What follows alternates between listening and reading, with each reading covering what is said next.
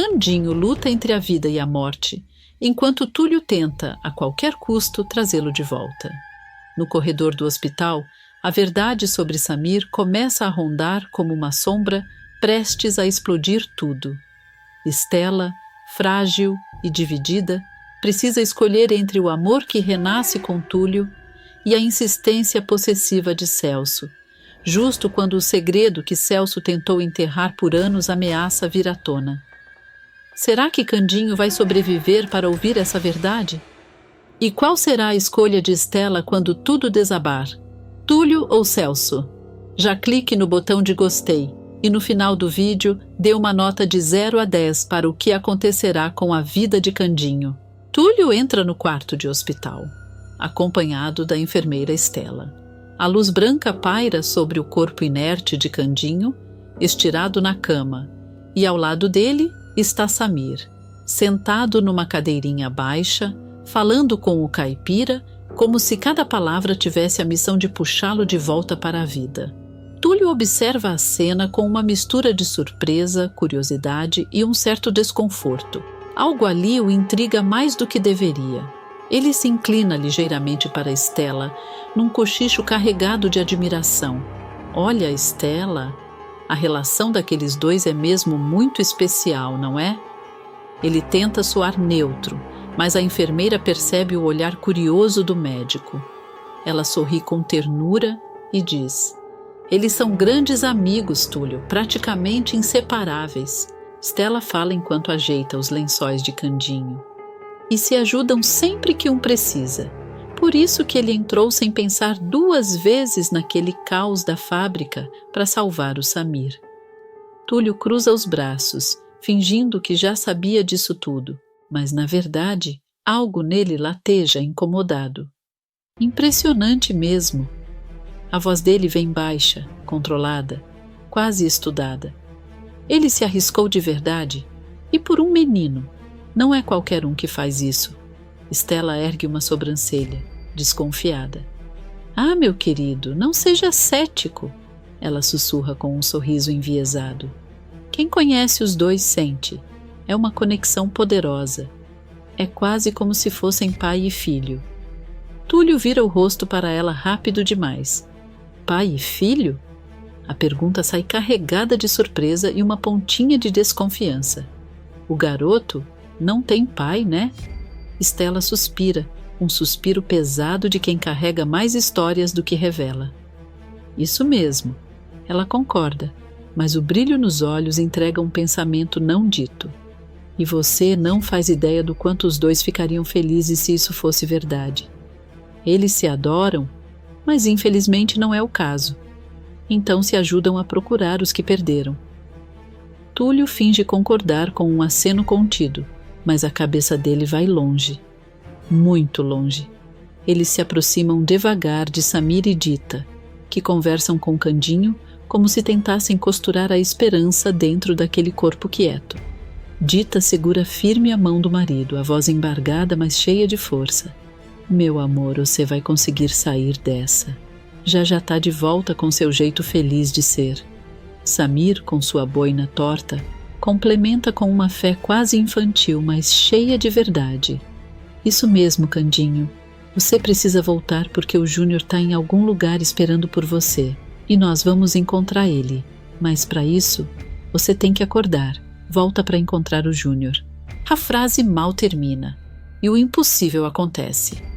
O braço de Candinho se mexe. Um movimento rápido. Um estalo no silêncio.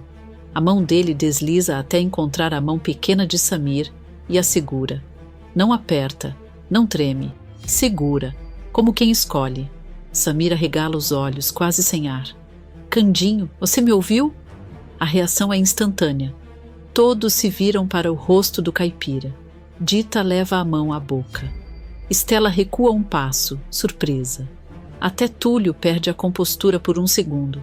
Um segundo apenas, o suficiente para que a verdade transpareça. Ele não esperava isso. Mas Candinho continua imóvel, de olhos fechados, em coma. O choque se espalha pelo quarto como um raio silencioso. Dita agarra o braço de Túlio com desespero. Túlio, examina ele. Isso é coisa boa, ele se mexeu. Será que meu Candinho está acordando? O jovem médico se recompõe rápido, vestindo novamente sua postura técnica, mas Stella percebe, com seu olhar atento, que ele está abalado. Juntos, eles examinam o paciente. Pulso, batimentos, respiração, pupilas, tudo minucioso.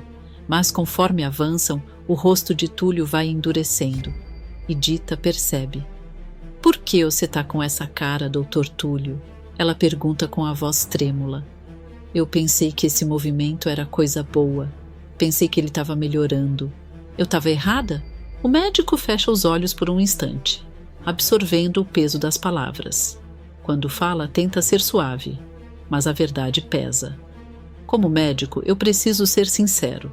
É bem provável que tenha sido só um espasmo involuntário. Isso é comum em pacientes em coma. Talvez não seja nada além disso. A lágrima escorre do rosto de Dita antes que ela consiga segurar. Túlio continua, firme. Nos exames que acabei de fazer, não encontrei nenhuma mudança. Não houve melhora, mas ao menos não houve piora. Samir, ainda segurando a mão do amigo, olha para Túlio com os olhos marejados. Então, não significa nada, doutor?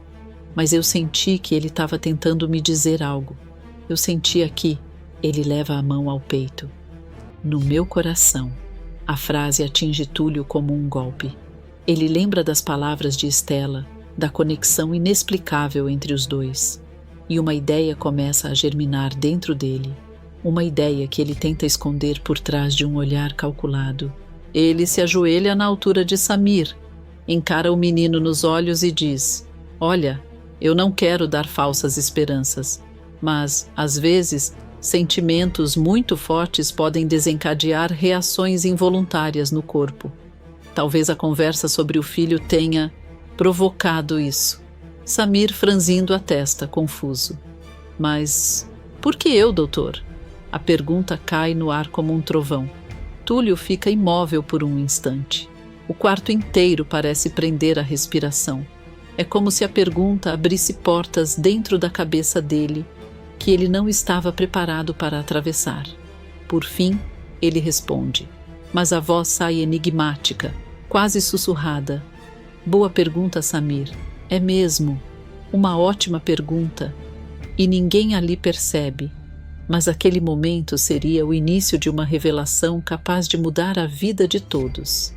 O fim de tarde cai sobre o hospital, trazendo aquele silêncio pesado de corredor, como se tudo ali carregasse tensão acumulada ao longo do dia. Túlio caminha determinado, mas seu olhar inquieto revela que sua mente fervilha desde o episódio no quarto de Candinho. Ele respira fundo antes de bater na porta do consultório do doutor, Lauro, que levanta os olhos dos papéis com certa estranheza, como quem já percebe a inquietação estampada no rosto do jovem médico. Túlio entra e fecha a porta com cuidado, quase como quem teme ser ouvido. Então, num tom baixo e carregado de mistério, dispara. Doutor Lauro, o senhor lembra do que me falou sobre as possibilidades de tratamento do Candinho? O médico mais velho franze a testa, ajeita os óculos e solta um suspiro pesado, como quem já sabe que aquele assunto nunca traz boas notícias. Ele responde com aquele jeito direto típico de quem carrega anos de profissão nas costas. Lembro, sim. Eu lhe disse que a única possibilidade real seria usar amostras de sangue de alguém com o mesmo DNA que Candinho, porém mais jovem. Tentamos com o Celso e o resultado foi nulo. Você sabe disso. A fala é firme, mas existe um leve tom de impaciência, como se Lauro não quisesse alimentar esperanças impossíveis. Túlio, no entanto, não recua. Ele se inclina levemente para a frente, com os olhos brilhando, como quem descobriu uma peça importante de um quebra-cabeça proibido. Certo, mas o senhor comentou mais uma coisa, sobre como faríamos isso. Lauro aperta os lábios, percebendo que tem algo aí, algo que talvez ele preferisse que o rapaz não tivesse percebido. Mesmo assim, responde. Sim. Sugeri que poderíamos usar o filho do Candinho, mas infelizmente ninguém sabe onde está esse menino. O Júnior desapareceu. Sem ele, essa possibilidade simplesmente não existe. Ele respira fundo e lança um olhar desconfiado. Túlio, onde você quer chegar com essas perguntas? O jovem médico não responde de imediato. Sabe que precisa medir cada palavra, porque qualquer passo em falso poderia fazer tudo ruir. Ele olha para a porta, depois para Lauro, e finalmente deixa escapar, em tom calculado. E se eu dissesse que posso encontrar o garoto? A expressão de Lauro muda na hora um misto de choque e cautela, como quem não sabe se acredita ou se repreende. Como é que é? Ele pergunta, com a voz entre a incredulidade e o medo de criar expectativas. Túlio, eu não sei o que você descobriu, ou o que pensa que descobriu, mas esse assunto é muito sério. Túlio, então, ergue uma sobrancelha, quase provocativo, deixando no ar um leve sorriso dissimulado que incomoda o médico mais velho. É como se ele tivesse informações que ainda não deseja admitir. Eu só estou perguntando, doutor. Se eu encontrasse o Júnior, nós teríamos uma chance real? Lauro se recosta na cadeira, claramente abalado. Ele leva alguns segundos antes de responder, com um tom mais suave, mas ainda cheio de cautela. Se você encontrar o filho perdido do Candinho, ele pausa, como se o peso da afirmação exigisse cuidado. Você não só salvaria a vida dele, transformaria Candinho no homem mais feliz do mundo. Há sinceridade na fala, mas também um subtexto. Isso é quase impossível, e eles dois sabem disso. O silêncio domina o consultório por alguns instantes. Então Túlio sorri, um sorriso lento, estranho, quase enigmático daqueles que não contam tudo, mas revelam o suficiente para deixar qualquer um desconfiado. Entendi, doutor. Ele se levanta, ajeita o jaleco e completa com um brilho suspeito nos olhos. Espero que o menino apareça, porque ele pode mudar tudo.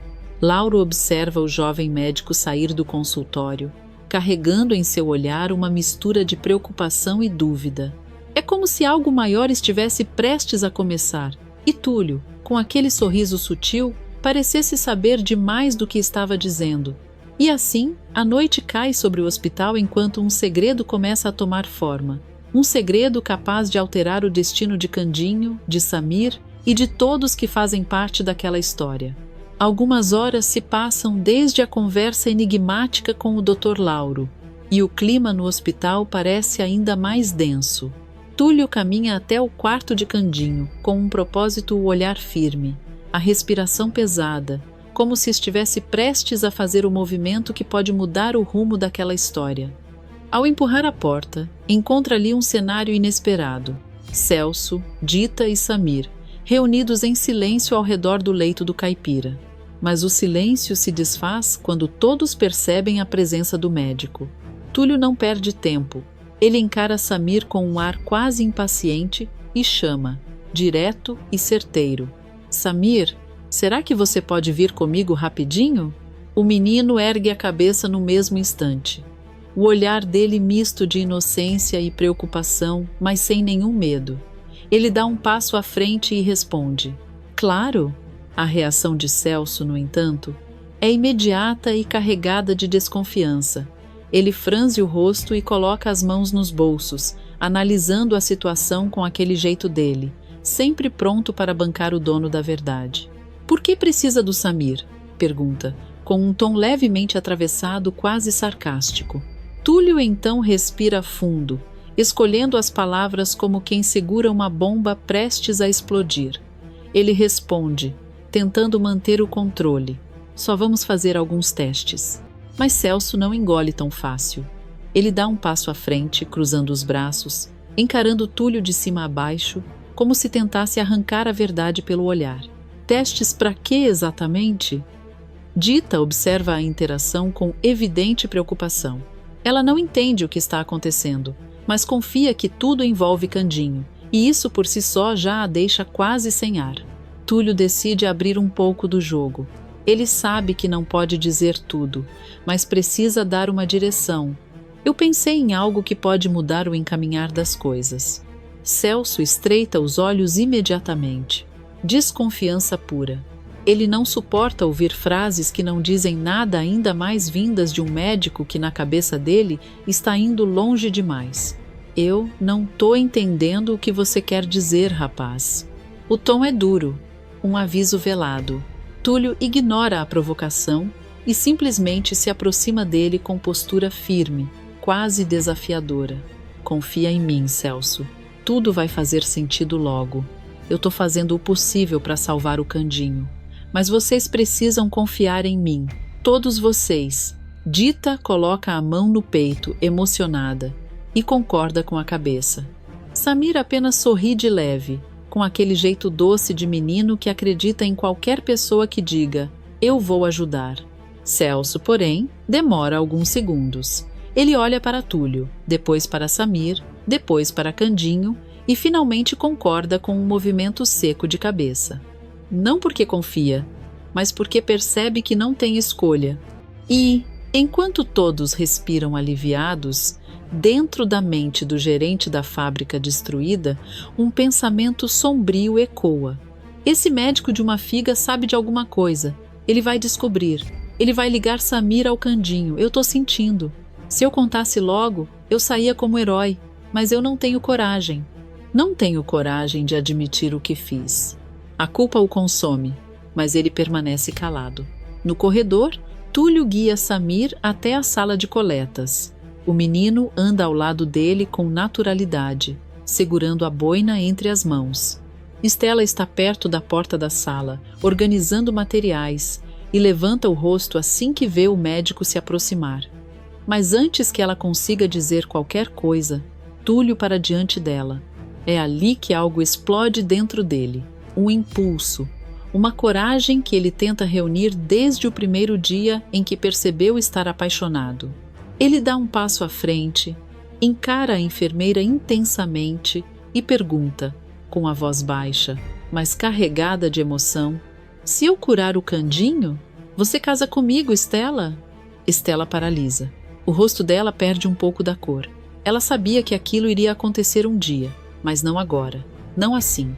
Não naquele corredor frio, com Samir observando a cena calado.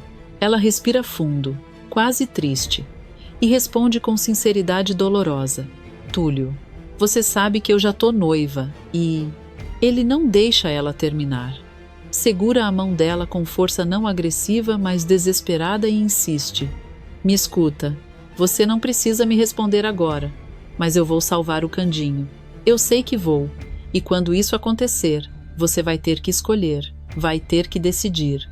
Ele engole seco e conclui, firme e vulnerável ao mesmo tempo: ou eu, ou o Celso. Estela sente o coração bater mais rápido, não só pelo que ouviu, mas pela certeza de que aquele amor que ela tentou suprimir está começando a ganhar forma. Ela abre a boca para dizer algo, mas Túlio se adianta, soltando sua mão de repente. Ele vira de costas, entra com Samir na sala de coletas e fecha a porta. Estela fica ali, parada no corredor, com o olhar perdido, entre o noivo e o amor proibido, entre a promessa e a dúvida, entre o dever e o sentimento. E dentro da sala, Túlio prepara as luvas enquanto observa Samir sorrindo, sem saber que está no centro de um segredo capaz de destruir ou salvar todos que ama. O futuro ali, naquele hospital, está prestes a mudar e ninguém imagina o tamanho dessa virada. Alguns minutos se passam desde a coleta. O clima no corredor já era tenso dentro do quarto, então parecia que o ar queria se partir ao meio.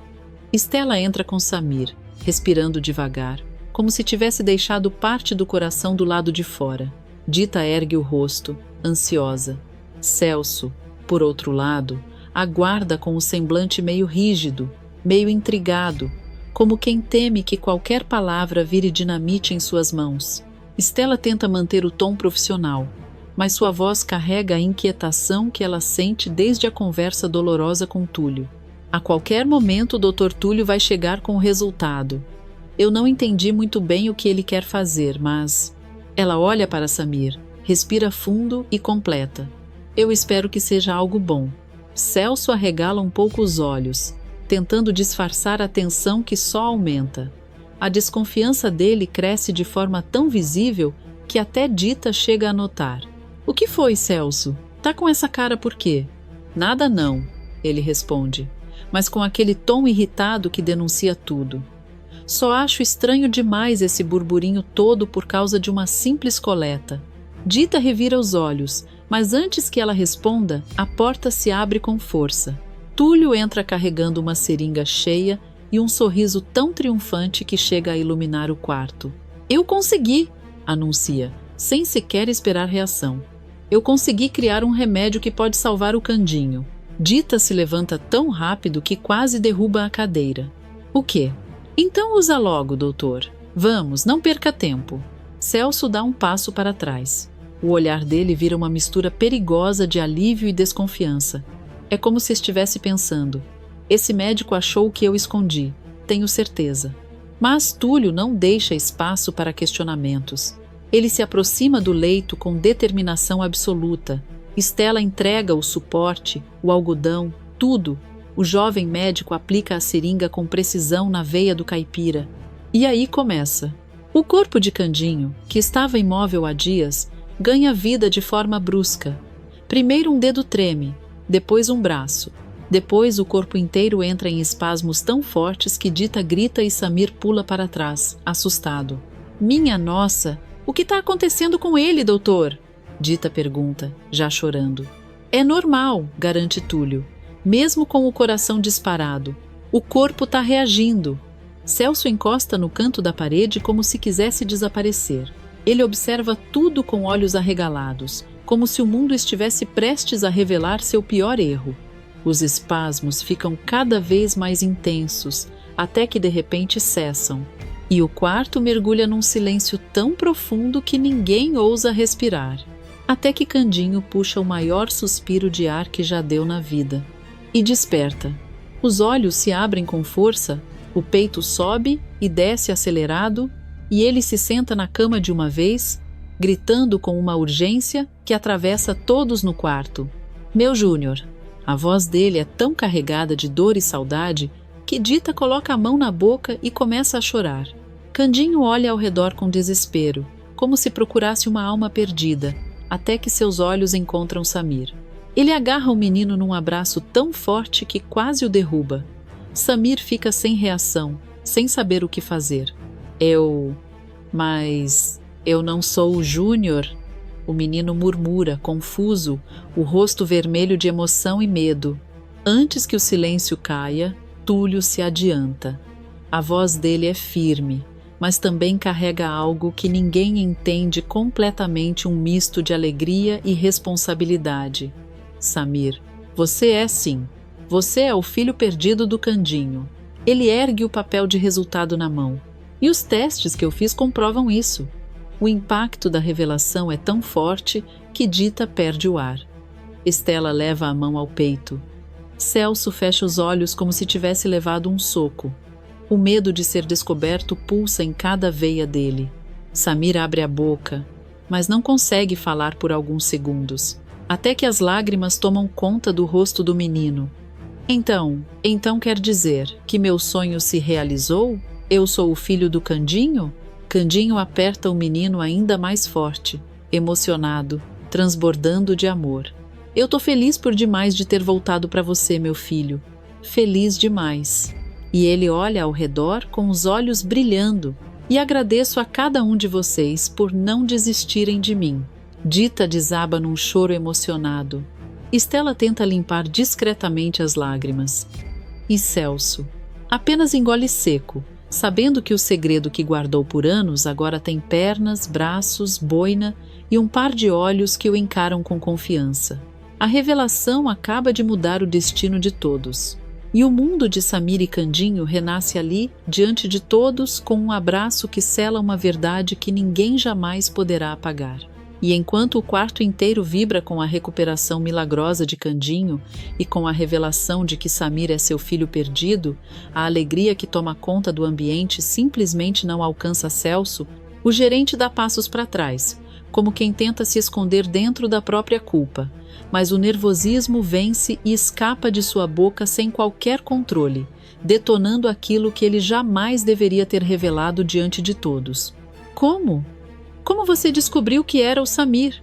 Essa informação não deveria ser tão fácil de conseguir. A frase cai no chão como se fosse um copo se espatifando.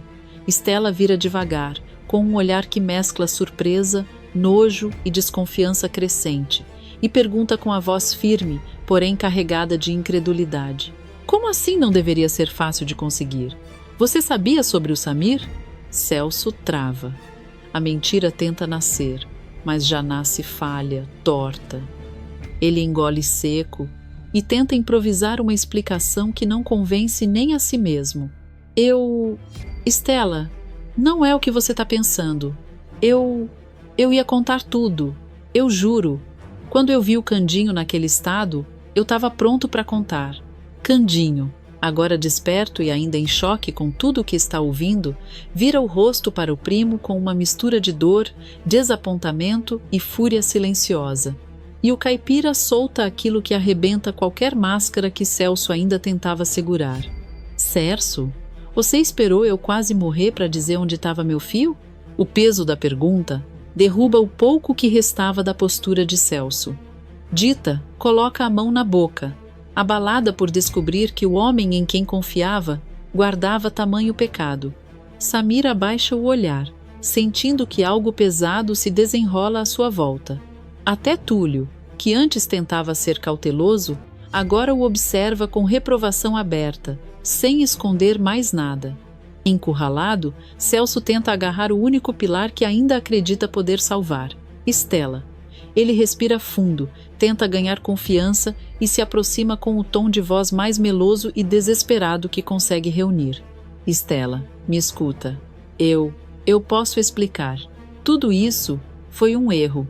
Mas você sabe que, independentemente do que eu fiz, eu sou o seu verdadeiro amor. Nós estamos noivos. Você me prometeu. Ele tenta tocar nela, talvez querendo transformar sua culpa em romance. Mas Stella recua e o empurra com firmeza, como quem afasta um perigo iminente.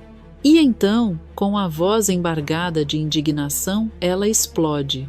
Casar com você? Você pode esquecer. A mocinha ergue a mão, tira a aliança do dedo com decisão e joga no chão. O metal toca o piso e ecoa como sentença final. E Stella, sentindo a coragem correr pelas veias, continua. Eu jamais casaria com um mentiroso como você. Não interessa que desculpa esfarrapada você vai inventar agora. Não existe justificativa para isso. Você escondeu o filho do seu próprio primo. Você é um monstro. Celso tenta respirar, tenta responder, tenta se defender, mas nada sai. A máscara cai inteira. O silêncio aperta o ar.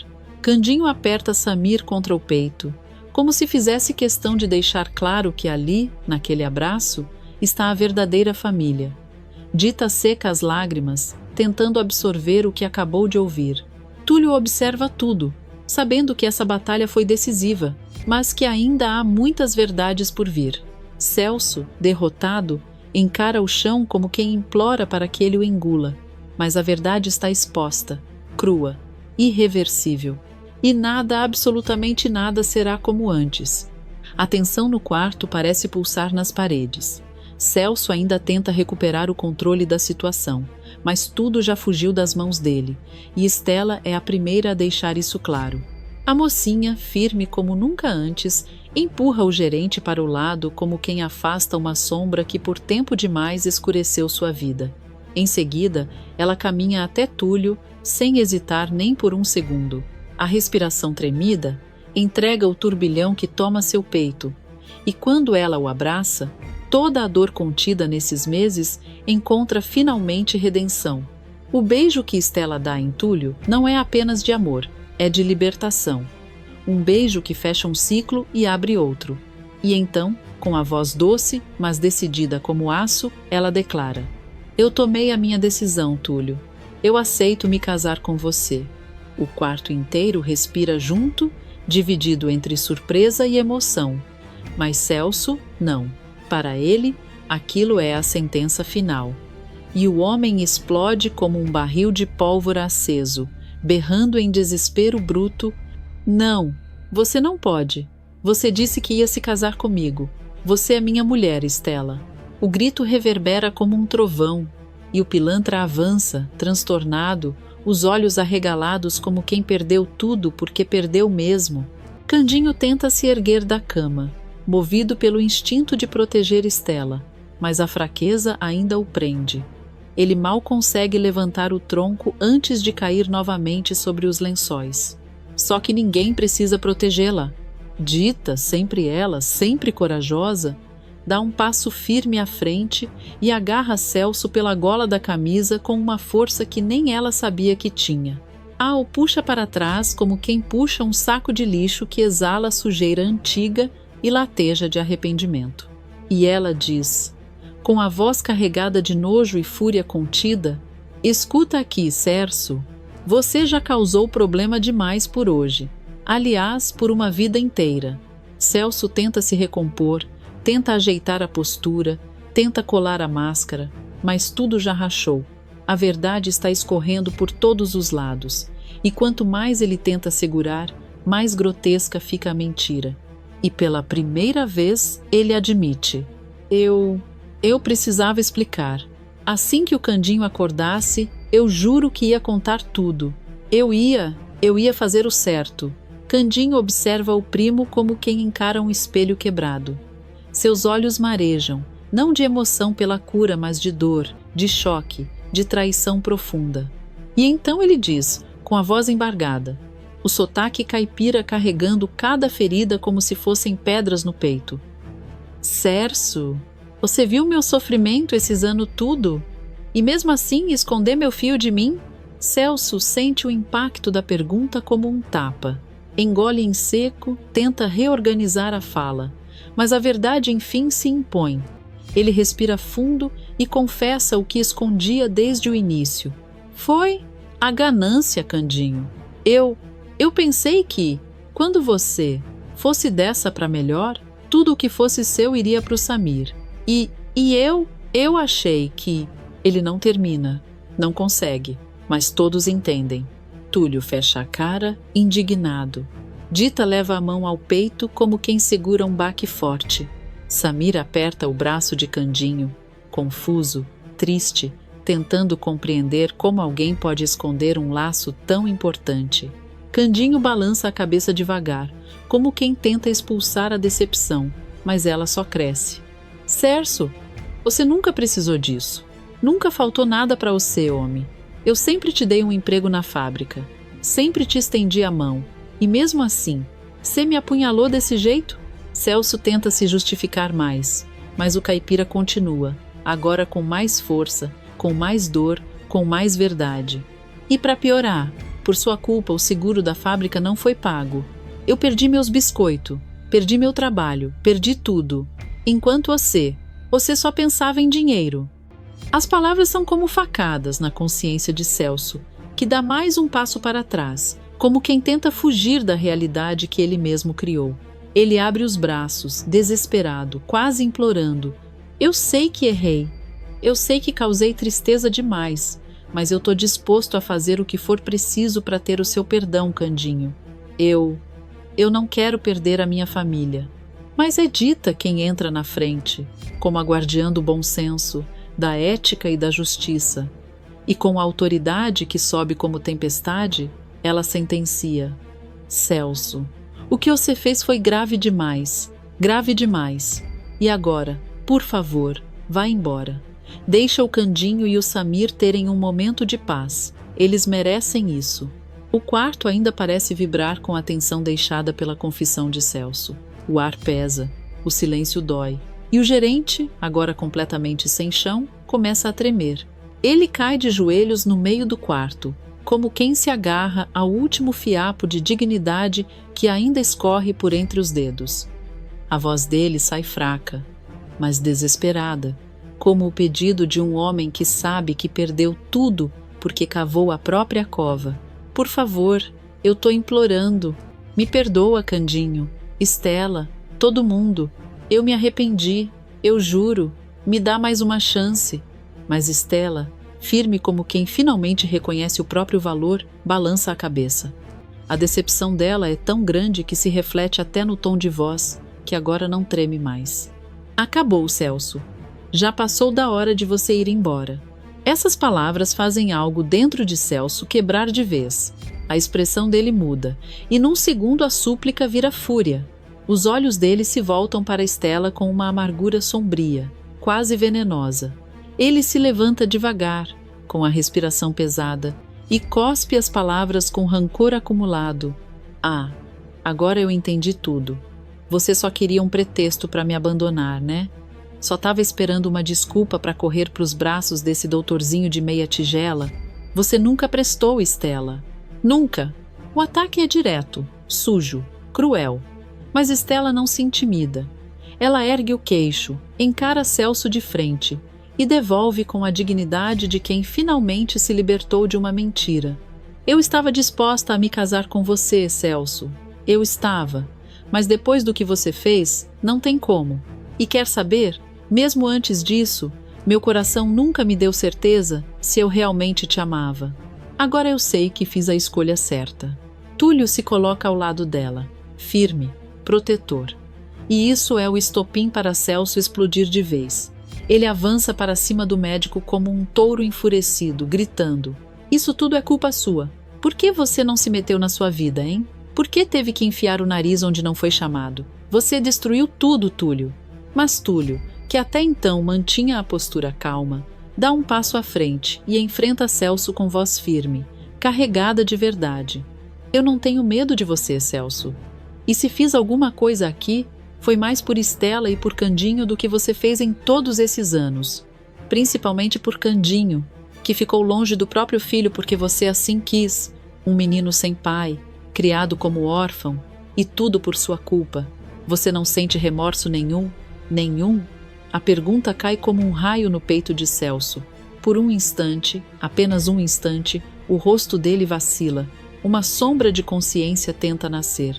Ele abre a boca, hesita, tenta explicar. Eu tentei? Eu só... Mas a consciência dura pouco. A raiva volta como uma tempestade. Ele balança a cabeça com fúria e despeja insultos amargos, cuspindo veneno para todos os lados. "Ah, me poupem! Estão todos contra mim. A enfermeirinha sonsa e o doutorzinho mequetrefe, esse grupinho de hipócritas. Nenhum de vocês sabe o que eu passei." A paciência de Candinho finalmente acaba. O caipira se ergue, mesmo ainda fraco, movido por uma força que vem direto do coração ferido. Ele encara Celso com uma intensidade rara. "Cerso, nós vai atrás de você mais tarde, para escutar direitinho que história é essa de esconder meu fio de mim. Mas agora você vai sair daqui. Não tem mais conversa." Dita se coloca ao lado do caipira, como sempre. E antes que Celso responda, ela avança e segura o homem pela gola com uma força assustadora para alguém do tamanho dela. Os olhos dela queimam de raiva pura. "Ou você sai por bem, ou eu tiro você daqui na base do supapo. Escolhe, agora." O gerente engole seco. Ele olha nos olhos de Dita, e ali encontra algo que nunca tinha visto. Ódio. Um ódio profundo, sincero, que faz até o pior dos homens recuar. Então, sem força, sem coragem, sem dignidade, Celso vira as costas e sai correndo pelo quarto como um animal acuado, cambaleando enquanto tenta escapar da surra que sentiu que iria tomar. A porta bate atrás dele. O silêncio que fica é pesado, mas finalmente pacífico. E então, como se um sol entrasse pela janela e iluminasse tudo, Candinho abre os braços. Samir corre para ele. Dita envolve os dois. Stella segura a mão de Túlio, que puxa os 4 para perto.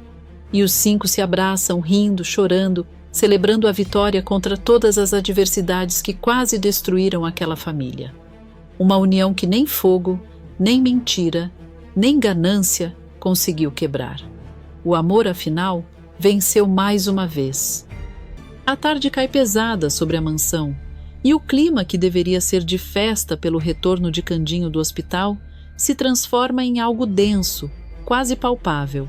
Araújo e Celso aguardam na sala com expressões carregadas. Araújo tenta aparentar serenidade, mas a mão inquieta entrega seu nervosismo. Já Celso sempre mais dissimulado, força um ar de solidariedade que nem convence a si mesmo. Candinho chega apoiado em Dita, ainda com a fragilidade de quem acabou de escapar do pior, mas com o sorriso teimoso de sempre. Ele estranha o silêncio repentino dos dois e lança um olhar desconfiado. Araújo pigarreia, como quem tenta ganhar tempo, e finalmente diz, com voz pesada: Desculpe, Candinho, nós queríamos esperar mais pela sua recuperação, mas conversamos e achamos que você merece saber o quanto antes. Celso apenas baixa a cabeça, teatral, como se carregasse o peso do mundo nas costas. Candinho franze a testa, sem medo, mas já incomodado com o mistério. Ora, Araújo, Cerso, vocês têm que contar logo então. Assim vocês me deixam preocupado. O primo respira fundo. Um silêncio incômodo cai entre eles.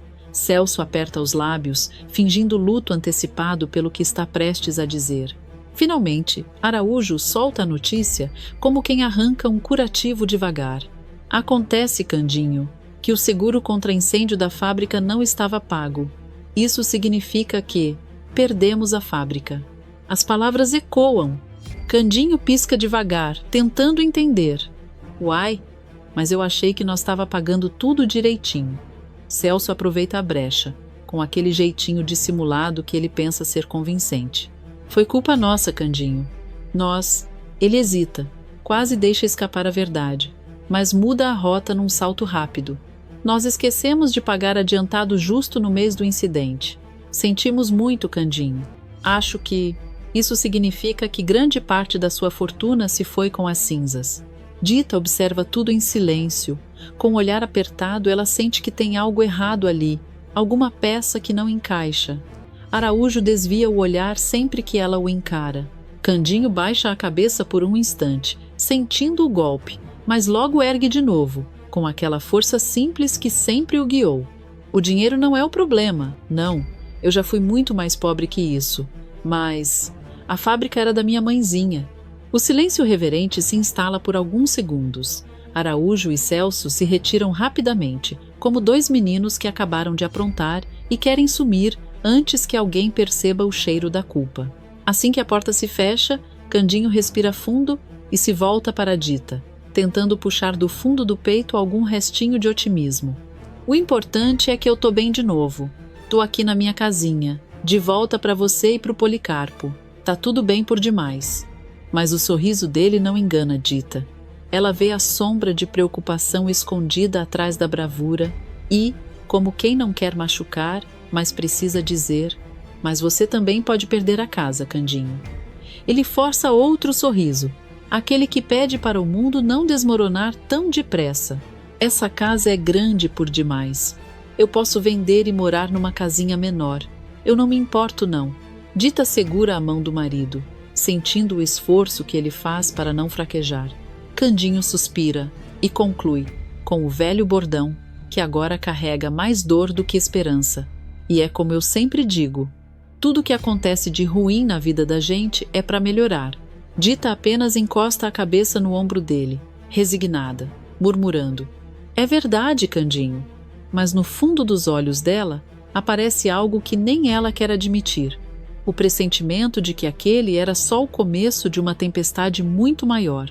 A noite cai suave na mansão, mas o clima entre Candinho e Dita está longe de ser tranquilo.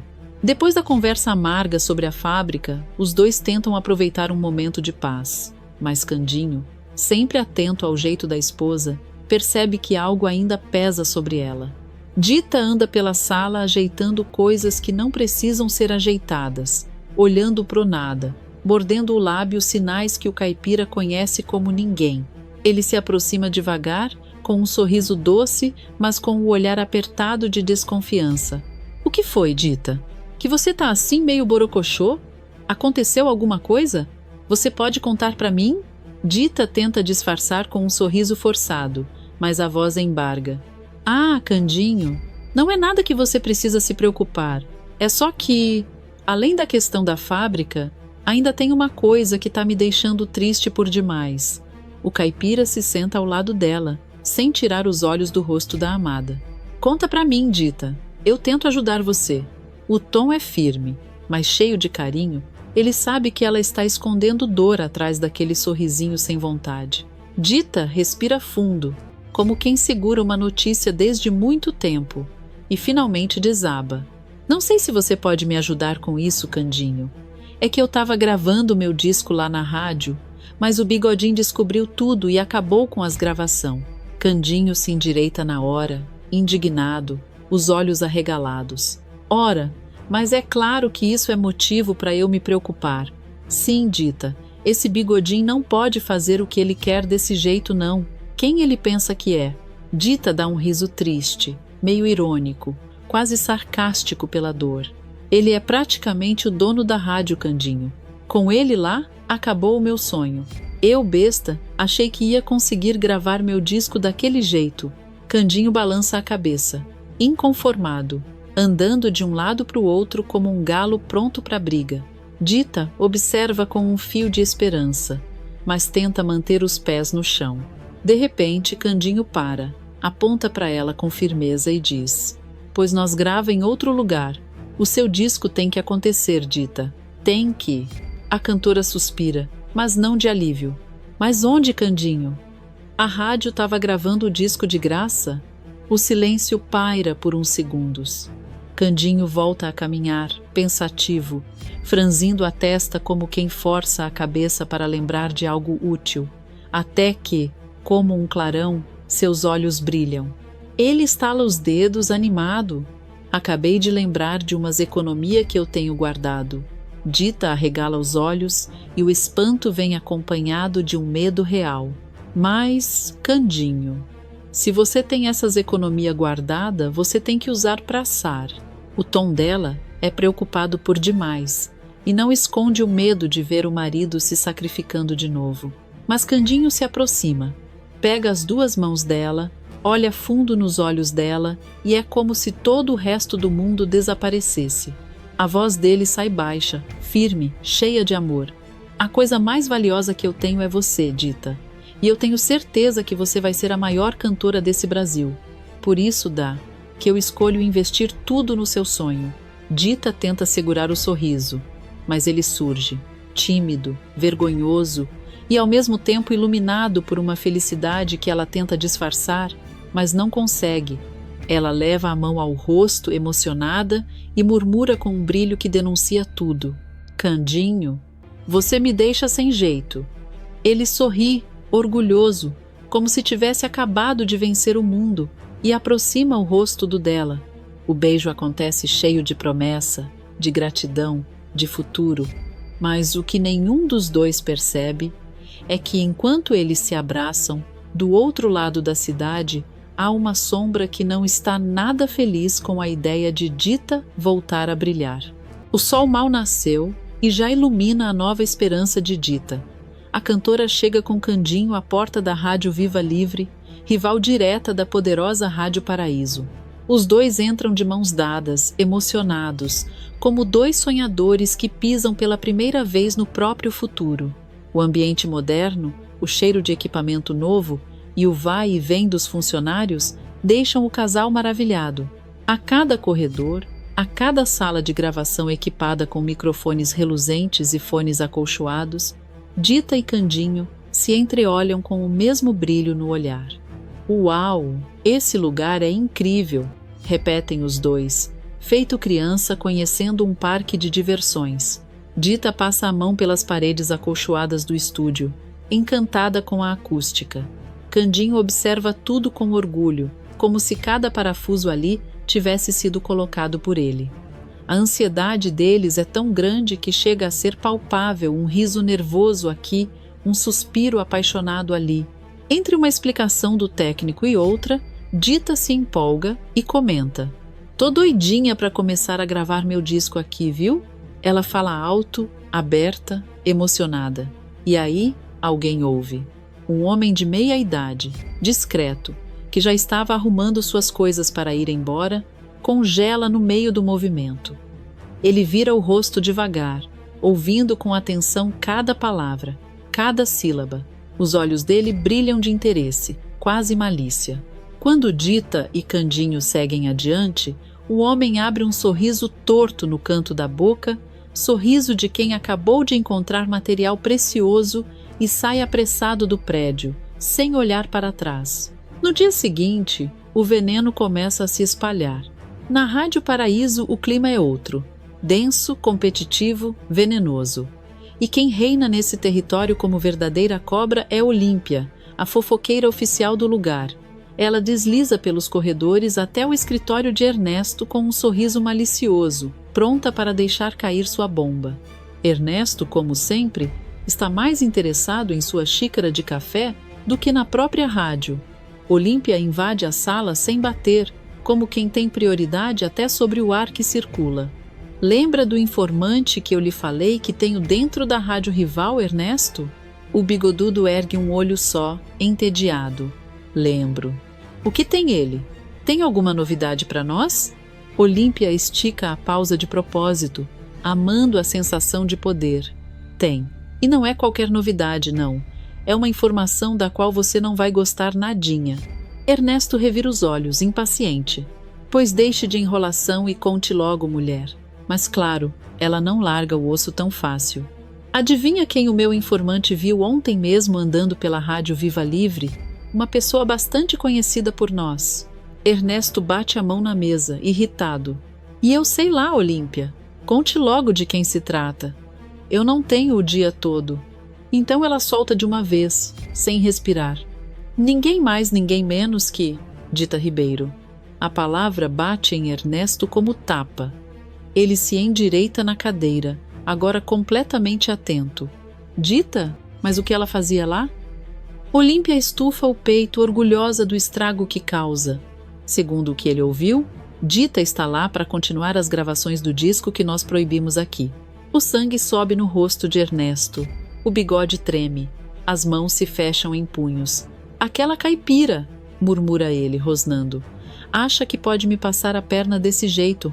Ernesto se levanta da cadeira com tanta força que ela quase tomba. Ah, mas isso não vai ficar assim. Não mesmo. Olímpia sorri satisfeita. O caos está oficialmente lançado. E do outro lado da cidade, entre microfones novos e sonhos renascidos, Dita e Candinho seguem felizes, completamente alheios ao fato de que a rádio inimiga já prepara mais um golpe para destruir o que eles mal começaram a construir. Os dias passam, e cada música que Dita grava na Rádio Viva Livre parece ampliar ainda mais a luz que a cerca. A voz dela ecoa pelos corredores como um chamado inevitável para a fama, e todos olham com admiração para a caipira que chegou tímida, mas que agora já parecia uma estrela em formação. Só quem não suporta essa ascensão é Ernesto Dias, que anda inquieto, mascando raiva como se fosse chiclete velho. Ele se convence de que só existe um jeito de impedir o crescimento daquela que ele jurou sabotar: destruir o disco antes que ele ganhe asas. É assim que, numa manhã chuvosa, Ernesto aparece diante da sede da Rádio Viva Livre. Entra com passos duros e olhar afiado, tentando transmitir confiança, mas claramente carregando por dentro uma tempestade de insegurança e ódio. Funcionários o observam com desconfiança. Murmurando entre si, o bigodudo não é figura bem-vinda em praticamente lugar nenhum. Ele chega até a porta do dono da rádio. Um homem reservado, conhecido pela seriedade e pela incapacidade total de tolerar besteira. Ao vê-lo, o dono abaixa os óculos, analisa Ernesto com frieza e ordena: "Sente-se." Ernesto obedece de imediato, com um sorriso falso. Assim que sua bunda encosta na cadeira, ele tenta se apresentar, como se fosse alguém de prestígio. "Bom dia, senhor. Eu me chamo." Mas o homem o corta com a lâmina da própria voz. "Ernesto Dias, afilhado de paixão. Eu já ouvi sobre você, e não tenho tempo para joguinhos. Vamos direto ao ponto. O que você quer aqui, na minha humilde rádio Ernesto Dias?" O bigodudo arregala os olhos por um segundo, assustado com a precisão do sujeito, mas logo tenta recompor a pose, cruzando as pernas e fingindo que está tranquilo. "Ótimo! Também não gosto de joguinhos. Eu vim aqui falar de Ribeiro." O dono da rádio ergue uma sobrancelha, desconfiado, como quem fareja problema. Você quer ela de volta para sua rádio? É isso? Não acha que já é tarde demais? Ernesto tenta manter o charme, mas o sorriso dele parece mais um espasmo nervoso. Não, pelo contrário. O que eu quero é... É nesse instante que ele vira a maleta e derrama sobre a mesa pilhas grossas de dinheiro, novinhas, organizadas como se estivessem posando para uma foto de revista policial. Eu quero que você cancele a gravação do disco de Dita Ribeiro. O dono da rádio olha demoradamente para as notas, passando a mão por cima delas como quem avalia um objeto interessante, mas não valioso. Seus olhos continuam frios, seus pensamentos impossíveis de ler. Depois de longos segundos, ele finalmente responde: não há a mínima chance de eu fazer isso. A frase cai como um trovão no peito de Ernesto, que perde o ar. O quê? Você só pode estar brincando. Viu quanto dinheiro tem aqui? Pois me venda essa rádio. Eu dobro o valor dessa maleta e compro a sua parte. O dono da rádio não move nem um músculo e sua calma irrita Ernesto ainda mais. Escute aqui, Ernesto Dias. Se você acha que essa quantia ou qualquer outra que possa me mostrar seria suficiente para comprar a saída de Dita Ribeiro, então você nunca a ouviu cantar, ou a odeia demais para enxergar o óbvio. Ernesto engole seco, sentindo a máscara de superioridade desabar. O homem continua. Eu trabalho com rádio, com música e com estrelas há muito tempo, e posso garantir, Dita é rara. Nos primeiros segundos em que ouvi aquela mulher cantar, eu soube que seria loucura deixá-la escapar.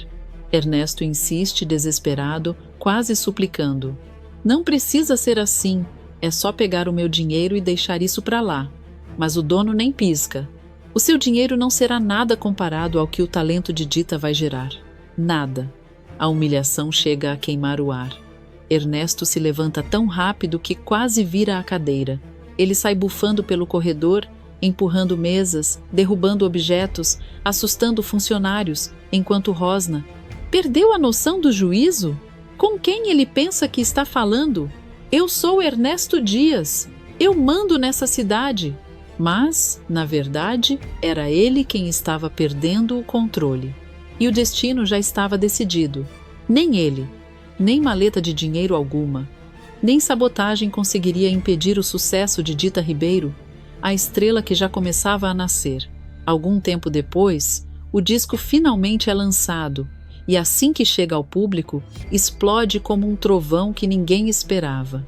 Em poucas horas, o nome de Dita Ribeiro vira tendência, manchete e sucesso na cidade. Mas, enquanto o mundo celebra, um outro tipo de festa acontece. Na mansão de Candinho, a casa que ele tanto lutou para manter e que agora se enche de alegria novamente. Dentro da sala principal, Dita se joga nos braços do marido, abraçando-o com força e beijando-o com aquela paixão que só cresce desde o dia em que ela chegou ali sem nada, apenas com a coragem no peito. Candinho, com os olhos brilhando de orgulho, comemora como se fosse ele próprio o dono do disco. Você conseguiu, Dita! Eu falei para você que você ia ser uma estrela de muito sucesso. A cantora abaixa o rosto, corada, como quem ainda não acredita no próprio brilho. Você estava certo, Candinho. Obrigado por me apoiar e por me fazer levantar os queixos toda vez que eu duvido de mesma. Candinho passa a mão no rosto de Dita com delicadeza, mas ela logo continua, mais séria e emocionada, dizendo que ele já pode tirar do coração a preocupação de vender a mansão. A notícia o pega de surpresa. Candinho sente o peito afrouxar, a garganta fechar.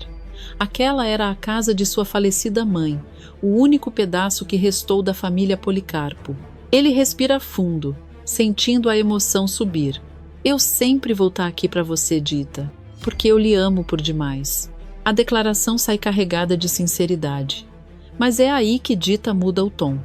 Os olhos dela ganham um brilho misterioso, como se guardassem um segredo grande demais. Ela segura as mãos do marido e diz devagar: Eu sei, Candinho. Por isso eu tenho um presente como forma de agradecimento. O caipira franze as sobrancelhas, desconfiado. Presente, Dita? Não precisava? E o tom dele é quase de susto, como quem teme exageros. Mas ela rebate na mesma hora, firme e doce. Precisava sim. E você vai ter que tapar o zóio para ver a surpresa. Só vai valer olhar quando nós chegar lá. Candinho tenta perguntar mais, mas já é tarde. Dita pega um pano e, com um sorriso que mistura malícia e carinho, amarra nos olhos dele. O coitado protesta, resmunga, diz que não gosta de sentir que está sendo enganado, mas ela apenas ri. Deixa de frescura, Candinho. Confia em mim. Eles saem da mansão de mãos dadas e Candinho vai tateando o caminho, tropeçando nos próprios pés, enquanto tenta adivinhar para onde a esposa o leva. A cada passo, sua desconfiança aumenta e ele pergunta, meio sério, meio desconfiado: Dita, isso não é alguma armação sua, né? Porque você tá rindo. Eu tô ouvindo. Ela finge inocência. Rindo eu? Imagina. Mas continua rindo. Quando começam a se aproximar do destino misterioso, Candinho começa a ouvir alguns barulhos familiares, marteladas, ritmadas, vozes de trabalhadores, madeira arrastando, o rangido das ferramentas. Ele franze a testa, tentando montar o quebra-cabeça só pela audição. Que barulho é esse? São martelo? Tem pá também. É barulho de gente trabalhando. Parece que nós tá em uma obra. A tensão cresce. Ele já imagina que Dita possa ter aprontado demais. De repente, uma voz conhecida surge, carregando um tom quase irônico. Agora você pode tirar a venda e ver com seus próprios olhos, Candinho. É Celso, o primo sempre observador que tenta esconder um sorriso orgulhoso enquanto cruza os braços como quem diz, eu avisei. Candinho arranca a venda rapidamente e o mundo dele desaba numa emoção que chega a tirar-lhe o ar. Diante de seus olhos está a fábrica de biscoitos Policarpo, renascendo das cinzas literalmente. A mesma fábrica que foi destruída pelo incêndio agora ressurge, reconstruída por dezenas de trabalhadores que se movimentam com empenho, tijolos sendo erguidos, janelas reinstaladas, o prédio tomando forma novamente. Tudo aquilo que ele achou ter perdido para sempre agora está voltando, tijolo por tijolo. Dita, com o rosto iluminado por um sorriso cheio de orgulho e ternura, pergunta: Você gostou do presente, Candinho? Ele não consegue falar. Gagueja, respira pesado. As lágrimas chegam antes das palavras. Dita, foi você que pagou por isso? Ela segura o rosto dele com as duas mãos, firme e carinhosa. Foi sim. Com o dinheiro que nós conquistamos junto com meu disco. Eu queria ver você sorrindo de novo, Candinho. Era o que faltava para sua vida voltar para o lugar. As pernas do caipira quase falham. Ele abraça a esposa com força, levantando-a do chão, como se quisesse agradecer 1000 vezes ao mesmo tempo. Beija-a com paixão, se deixando levar pelo turbilhão de emoções. Dita, eu te amo por demais. É o melhor presente de todos. O sol já começa a se pôr quando o casal de caipiras retorna da surpresa na fábrica. Candinho caminha com o peito cheio de orgulho. E Dita ainda parece viver um sonho acordada, com o brilho do sucesso refletindo até no jeito como ela anda. Eles seguem pela pracinha principal, de mãos dadas, tranquilos, até que são surpreendidos por um grupo de pessoas que surge correndo, todas animadas, com discos e canetas erguidos como bandeiras. Os olhos de Dita arregalam. Candinho franze o senho, tentando entender, mas logo uma moça chega mais perto, quase ofegante. Dita? Dita Ribeiro? É você mesmo? Pode me dar um autógrafo? A cantora leva a mão ao peito, incrédula, como se aquilo pertencesse a outra realidade. Autógrafo? Eu? Você tem certeza? Pergunta, desconcertada e tímida, mas sorrindo sem querer. O rapaz ao lado da moça se adianta empolgado. É claro, você é a melhor cantora de todas. Se eu consigo um autógrafo seu, eu vou me gabar para sempre com meus amigos.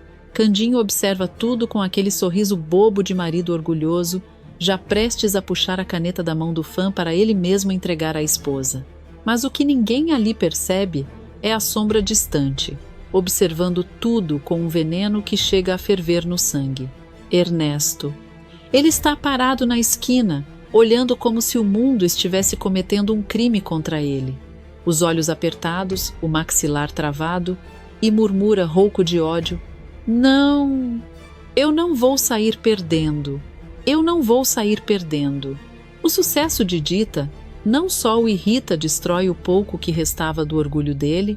Ver revistas estampando o rosto da caipira, ouvir gente falando dela, ver que ninguém mais liga para ele, aquilo virou uma tortura diária. E agora, diante daquela cena, o pilantra abandona qualquer vestígio de razão, a mente fraca dele finalmente ruindo de vez. Ernesto coloca a mão no bolso e puxa uma faca grande, afiada, reluzindo à luz alaranjada do fim de tarde. Um objeto perigoso para alguém em perfeito estado mental e ainda mais perigoso nas mãos dele. Ele começa a andar na direção do casal, cada passo tomado por puro rancor. Enquanto isso, Dita mal percebe o perigo que se aproxima, pois está ocupada autografando o disco de uma fã, ainda rindo sem acreditar. Mas tudo muda quando um grito rasga a praça. Não! Por que alguém ia querer um autógrafo dessa caipira de uma figa? Vocês não merecem essa glória. Vocês não merecem nada disso. O grupo inteiro se vira, assustado. Dita e Candinho congelam. E lá está Ernesto, com o rosto transtornado e o brilho mortal da faca exposto. Candinho imediatamente se coloca na frente da esposa, abrindo os braços como um escudo. Ô Bigodinho, você se afasta, senão eu vou te dar um sopapo. Dispara, firme, embora o coração acelere. Ernesto avança mais um passo, cuspindo ódio. Você acha que eu tenho medo, seu caipira? Eu não tenho medo de nada. Eu prometi que ia acabar com vocês, e eu vou. Não importa quanto sucesso, quanto dinheiro consigam. Eu ainda vou ver o fim de vocês. Candinho balança a cabeça com desprezo. Você é um abutre, Ernesto. Mesmo com todo o dinheiro do mundo, tu ia continuar sendo isso aí. Um sujeito vazio, sem coração e sem rumo na vida. Ernesto solta uma risada debochada, carregada de veneno. E você acha que eu vou dar ouvidos? Você, Candinho, é um bobalhão, e essa sua caipira desenfreada não passa de uma enxerida que não sabe seu lugar. Dita dá um passo à frente, encarando o rival com coragem. O que é que você está pensando em fazer, Ernesto? Pergunta, tensa, mas mantendo a postura. Ele se ergue e diz com sangue nos olhos o que eu sempre quis fazer na minha vida inteira. Acabar com você, Candinho, e de sobra me vingar dessa intrometida que te arrastou para longe do fracasso que era o seu destino. E então, sem aviso, Ernesto parte para cima. O ataque é rápido, mas o povo é mais rápido ainda. Antes que o pilantra consiga dar mais 2 passos, as fãs de Dita, que até então estavam em choque, se jogam em cima dele como uma onda, gritando, empurrando, derrubando, e desliza para longe. Pegamos ele! Dita! Grita uma delas, enquanto outras se sentam sobre Ernesto, impedindo todos os movimentos. Candinho corre para afastar Dita, protegendo-a. O pilantra, esmagado pelo peso da multidão, esperneia como um bicho preso. A praça vira um alvoroço. E Dita, sempre gentil, mas agora firme como uma estrela no auge, sorri e diz: Obrigada, pessoal, vocês são demais. O orgulho na voz dela faz o coração do povo explodir. Poucos segundos depois, a sirene ecoa. A viatura chega, os policiais descem correndo e algemam Ernesto, que berra como se fosse dono da cidade. Me larguem! Eu sou o rei dessa cidade! Vocês não podem me manter preso! Eu vou voltar! Eu sempre volto! Candinho encara o rival, cruzando os braços com ar superior. Rei de quê, Ernesto? De vexame? Porque é só isso que você dá. O pilantra cerra os dentes, mordendo os beiços de pura raiva, quase espumando. Eu não quero voltar para a cadeia, murmura, agora desesperado. Então, como último ato patético, Ernesto cai de joelhos diante de Candinho. Candinho, me perdoa, por favor, eu fiz tudo errado, me ajuda. Dita e Candinho se entreolham e caem na gargalhada. Candinho apenas aponta para os policiais. Pode levar, esse daí não engana ninguém. Ernesto, humilhado, volta a xingar aos gritos: caipiras inúteis, vocês vão se arrepender. Mas sua voz logo é engolida por outra muito mais forte, vibrante, cheia de amor. A multidão começa a gritar, em perfeita harmonia: Dita, Dita, Dita! E assim, entre aplausos e comemorações, o pilantra é levado para longe, enquanto o amor de Dita e Candinho brilha ainda mais forte.